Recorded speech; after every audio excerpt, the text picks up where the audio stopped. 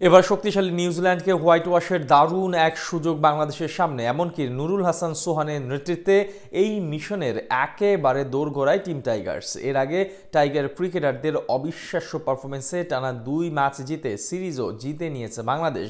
তাই এবার আরও এক হোয়াইট ওয়াশের লজ্জা পেতে যাচ্ছে সফরকারীরা। সেক্ষেত্রে কাদের নিয়ে সাজানো হতে পারে সেরা একাদশ, এ নিয়ে বিস্তারিত থাকছে রিপোর্ট।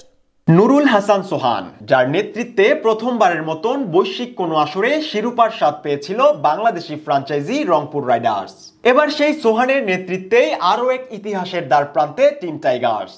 সম্প্রতি বাংলাদেশ বনাম নিউজিল্যান্ডের চলমান সিরিজে বাংলাদেশ এ দলের অবিশ্বাস্য পারফরমেন্সে রীতিমতো মুগ্ধ বাংলার ক্রিকেট প্রেমীরা, যেখানে গেল দিন সোহান অঙ্কনের জোড়া সেঞ্চুরিতে 87 রানের বিশাল এক জয় পায় বাংলাদেশ।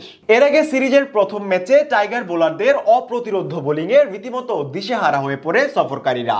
বোলারদের অগ্নিঝরা বোলিং এর পর বিজয় অঙ্কনদের দায়িত্বশীল ব্যাটে সহজ জয় নিয়েই মাঠ ছাড়ে টাইগাররা। তাই এবার সিরিজের তৃতীয় ম্যাচ জিতলেই আরো এক হোয়াইট ওয়াশের স্বাদ পাবে বাংলাদেশ। আর এই সুযোগটা একেবারেই হাতছাড়া করতে চাইবেন না অধিনায়ক নুরুল হাসান সোহান। সেক্ষেত্রে দলের সেরা ছন্দে থাকা ক্রিকেটারদের নিয়ে শক্তিশালী এক একাদশ নিয়েই মাঠে নামতে চাইবে টাইগাররা। ফলে টাইগারদের ওপেনিং এ দেখা যেতে পারে ঘরোয়া ক্রিকেটের দুর্দান্ত ওপেনার নাঈম শেখকে। সবশেষ ম্যাচেও 40 রানের কার্যকর এক ইনিংস খেলে টাইগারদের ওপেনিং এ নজর কাড়েন তিনি। এমনকি সিরিজের প্রথম ম্যাচেও ছন্দে ছিল নাঈমের ব্যাট। এছাড়া সবশেষ ডিপিএল এ 618 রান নিয়ে তিনি জায়গা করে নিয়েছিলেন রান সংগ্রহ তালিকার শীর্ষ সারিতে। তাই এবারও তার উপরই ভরসা রাখবেন কাপ্তান সোহান। এছাড়া ওপেনিং এর আরেক প্রান্তে দেখা যেতে পারে তরুণ ওপেনার পারভেজ হোসেন ইমনকে।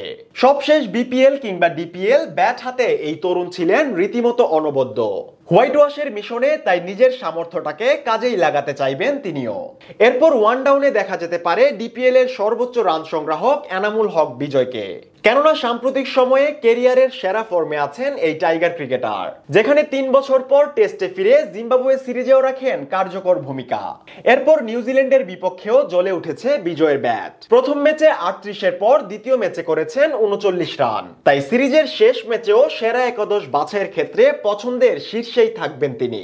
এছাড়া মিডল অর্ডারেও থাকবে একাধিক চমক, যেখানে 4 নম্বর পজিশনে থাকতে পারেন তরুণ মাহিদুল ইসলাম অঙ্কন। সবশেষ ম্যাচে 105 রানের অনবদ্য এক ইনিংসে দলকে জিতিয়েছে এই তরুণ। আর 5 নম্বরে দেখা মিলবে অধিনায়ক নুরুল হাসান সোহানের, যার পারফরমেন্সের কথা নতুন করে না বললেও চলে। 6 নম্বর পজিশনে দেখা যেতে পারে মিস্টার 360 ডিগ্রি খ্যাত হার্ড হিটার ক্রিকেটার শামীম পাটোয়ারিকে। তার পাওয়ার হিটিং শট যে কোনো সময় বদলে দিতে পারে ম্যাচের চিত্রপট। এদিকে 7 নম্বরে দেখা যেতে পারে মোসাদ্দেক হোসেন সৈকতকে। সবশেষ ডিপিএলেও দুর্দান্ত ফর্ম দেখানো সৈকত গেল দিন ব্যাট হাতে অপরাজিত থাকার পাশাপাশি শিকার করেছেন গুরুত্বপূর্ণ 3 উইকেটও।